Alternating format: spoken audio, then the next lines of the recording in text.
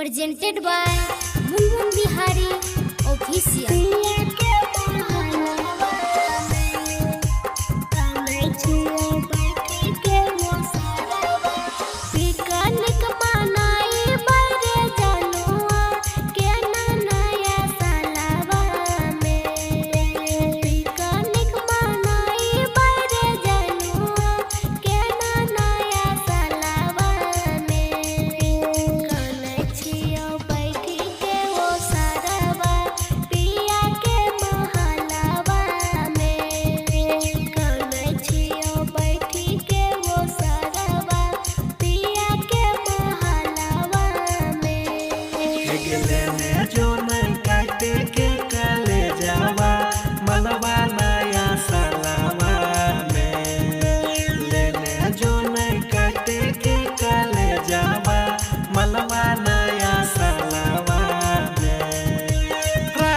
करके चाबी चाबी खाई है गरम गरम तेलवा में।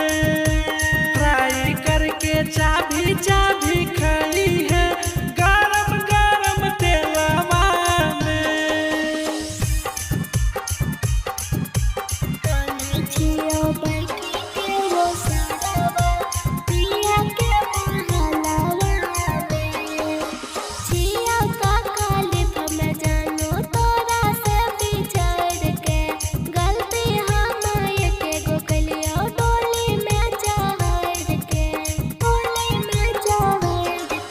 ये खुशी मनई है नया साल 2025 के।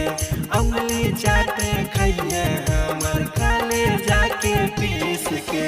सुबह सुबह बोले हमर जनुआ बरहम काला भोरवा में। सुबह सुबह बोले हमर जनुआ बरहम काला भोरवा में। एक 4 गो पोटी लहसुन के डाली है मलबा के कटोरवा में। कने छियो बैठी के वो सरवा पिया के महलवा में। पिया के महलवा में कने छियो बैठी के वो सरवा। दिलवा के हलवा नहीं ठीक ठाक रहे छो। राइटर के सबा दुख साथी तोरा सहे छो। साथी तोरा सहे छो। ये घेच पकड़ के मठ दलही मुना मुन बिहारी के। बुझली नहीं फील हमर ताली साला चारी के। न्यू ईयर 20 कर दे हतीन यार बाई है हलवा में।